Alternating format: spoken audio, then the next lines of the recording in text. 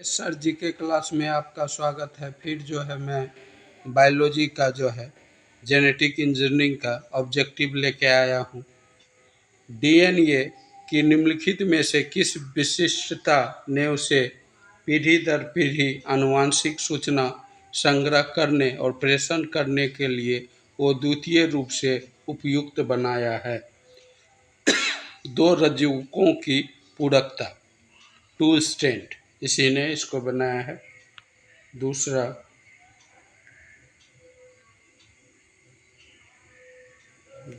देखते हैं इसका। जेनेटिक इंजीनियरिंग में निम्नलिखित में से किसका प्रयोग होता है? प्लाज्मिड, बी नंबर, इसमें प्लाज्मिड का प्रयोग होता है। जेनेटिक इंजीनियरिंग में प्लाज्मिड का प्रयोग किया जाता है। यह जीवाणुओं के सभी समान गतिविधियों का नियंत्रण इनके एकल गुणसूत्र और जीन के छोटे छल्ले पर निर्भर करता है।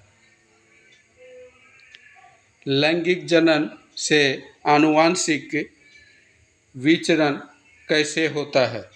इसका जो है होगा डी नंबर, उपयुक्त सभी जीन के सम्मिश्रण से, क्रोमोसोम में बदलाव से, जीन के मिश्रण से, इसमें उपयुक्त में से जो है सभी होगा।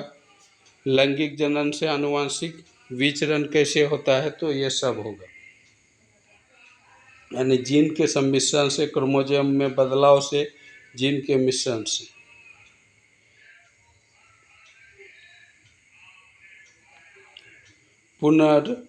पुनर्योगज डीएनए प्रौद्योगिकी में जीनों को हस्तांतरित होने देता है।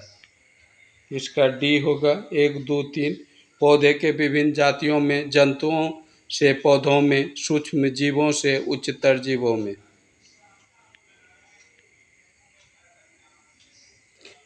नई विज्ञान एवं प्रौद्योगिकी नीति 2003 के उद्देश्यों के संबंध में निम्नलिखित कथनों पर विचार कर निम्न कूट की सहायता से बताएं, इनमें से कौन सही है? इसका डी होगा सभी, यानी कि विद्यमान भौतिक तथा बौद्धिक स्रोतों का सर्वाधिक उपकारक उपयोग, नवीन परिवर्तनीय प्रौद्योगिकी का विकास, प्राकृतिक संकटों को कम करने उससे निपटने हेतु पद्धतीय प्रौद्योगिकी का विकास, बौद्धिक संपत्ति का प्रबंधन, यह जो है सभी होगा।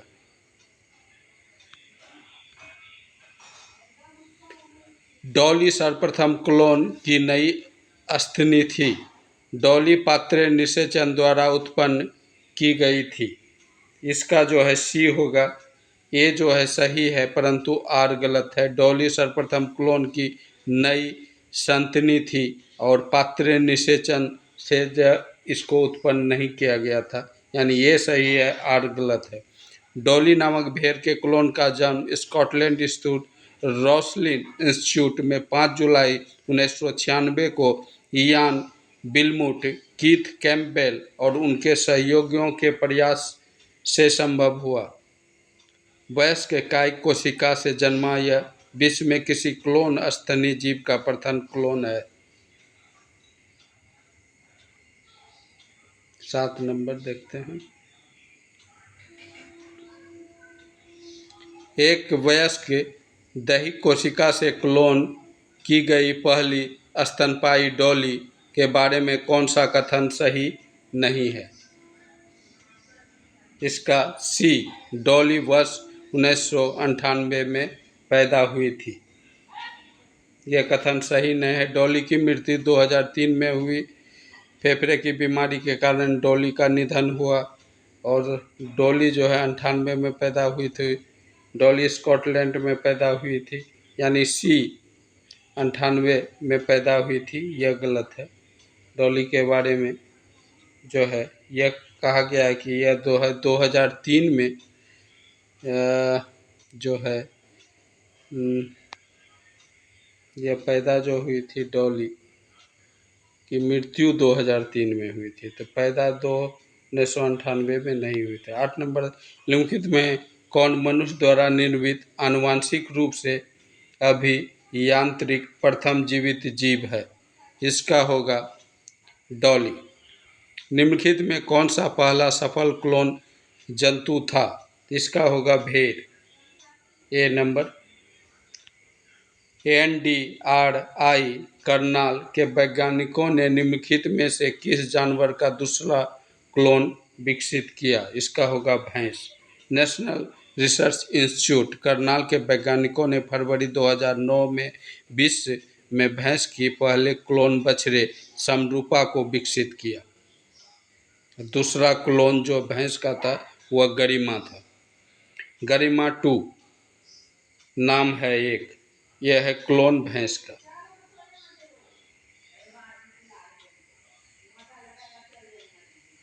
काई कोशिका न्यूक्लिय अंतरण प्रौद्योगिकी का प्रयोग किया है? सी है जंतुओं की जन्नीय क्लोनिंग में। परखनली शिशु के मामले में निषेचन माता के शरीर के बाहर होता है।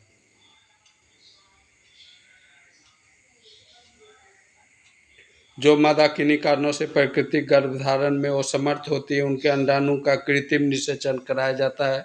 इसमें उत्पन्न शिशु को परखनली शिशु कहते हैं। परखनली शिशु अंतःपात्र निषेचन विधि में डिंब और शुक्राणु का निषेचन जो प्राकृतिक रूप से स्त्रियों में फैलोपियन नालिका में होता है, माता के शरीर में बाहर पेट्री पात्रों में कृत्रिम रूप से कराया जाता है। फिर उसे बुने भ्रूण में 6 से 48 घंटे के भीतर महिला के गर्भाशय में प्रत्यारोपित कराकर संतान प्राप्त किया जाता है। यानी कि इसको पेट्री पात्रों में पहले जो है निषेचन करा के भ्रूण में उसको जो है ट्रांसमिट करके जो है तब जो है वहाँ से प्रत्यारोपित करके तब वह वहाँ से बढ़ता है और बच्चे का जन्म होता है। किस देश में पहला ट्रांसजेनिक दमकता हुआ सुअर उत्पन्न किया गया जो अंदर से बाहर सब हरा है?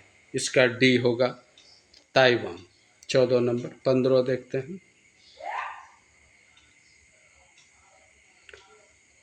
इनजॉज नाम है विश्व के प्रथम क्लोन ऊंट का। यह जो है दुबई स्थित ऊंट प्रजनन केंद्र में दुनिया की पहली मादा क्लोन ऊंट वर्ष 2009 में विकसित किया। इस क्लोन ऊंट का नाम इनजॉज रखा गया। जीव के क्लोन के संबंध में निम्नलिखित में कौन सा कथन सही है? इसका बी सही है। क्लोन अलैंगिक विधि से उत्पन्न किया जाता है।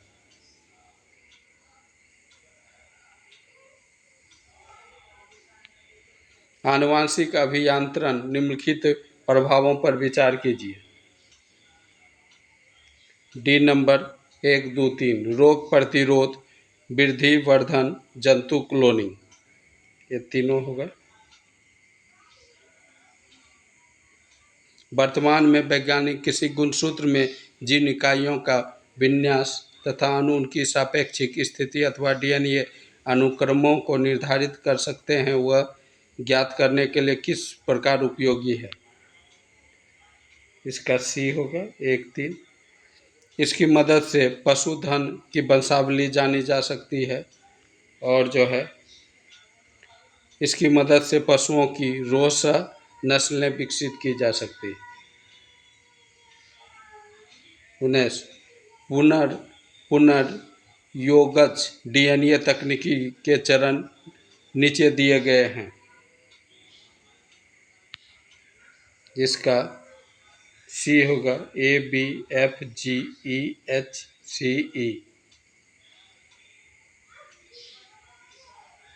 आनुवांशिक पदार्थों की पहचान पहला बी होगा जो DNA का जो है विखंडन और जो है एक कठिन है, इसको छोड़ दिया जाए, इतना टफ पूछेगा नहीं इस एग्जाम में, UPSC लेवल का।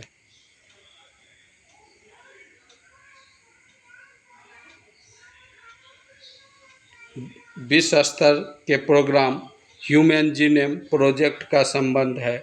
डी मानव जीनों उनके अनुक्रमों की पहचान और मानचित्रण से। शरीर की वे कोशिका जिसमें शरीर की किसी भी प्रकार की कोशिका को विभाजन या विशिष्टीकरण की क्षमता है जो कई गंभीर बीमारियों पर शोध केंद्र है उसे कहते हैं डी स्टेम कोशिका। अक्सर सुर्खियों में रहने वाली स्टेम कोशिका के संदर्भ में निम्नलिखित में कौन सा कथन सही है? बी 2, 3 होगा इसका। स्टेम कोशिका नई औषधि को परखने के लिए प्रयोग की जा सकती है, और जो है इसका 3 जो है स्टेम कोशिका चिकित्सा थेरेपी के लिए प्रयोग की जा सकती है।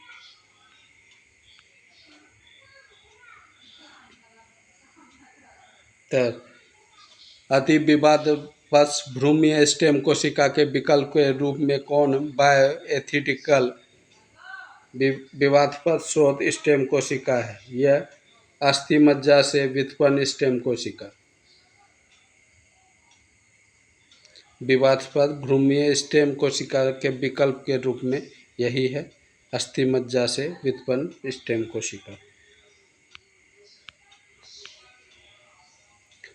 हाइब्रिडोमा प्रौद्योगिकी एक नया जीन प्रौद्योगिकी उपागम है। ए कॉलोनी प्रतिरक्षियों के वाणिज्यिक उत्पादन के लिए। बंथरा में प्लांट फील्ड जीन बैंक संकट वर्ग के पौधों को सुरक्षित रखने के लिए जैविक विविधता के दस्युता को रोकने के लिए आर्थिक दृष्टि से महत्वपूर्ण पौधे की पहचान के लिए उपयुक्त सभी पर ध्यान रख के उपयुक्त सभी होगा। ओके गाइस, इस वीडियो में इतना ही। नेक्स्ट वीडियो में जो है जेनेटिक इंजीनियरिंग का ऑब्जेक्टिव अपलोड करूँगा। Okay bye. वीडियो अच्छा लगा हो तो वीडियो को लाइक करें, चैनल को सब्सक्राइब करें ताकि मोर वीडियो मैं आपके लिए अपलोड करता रहूँ। Okay bye.